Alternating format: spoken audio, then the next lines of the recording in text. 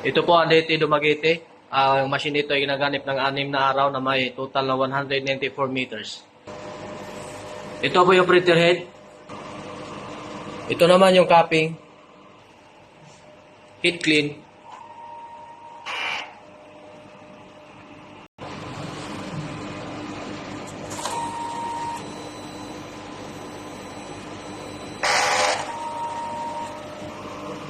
Punasan ng wiper pagkatapos mag-heat clean. Nozzle check.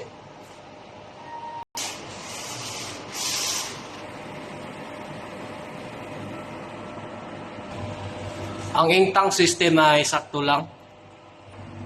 Ito naman yung EVR. Waste tank is nakadispose po nung Sabado. Ito naman yung ground wire. Ito naman po yung daily output record. Na may total na 194 meters. Ito naman yung consumable monitoring. Nakakonsume po ko ng cyan na isa. Magenta isa. Yellow isa. At black isa. Sa white ink naman po, 4 po yung na-consume ko.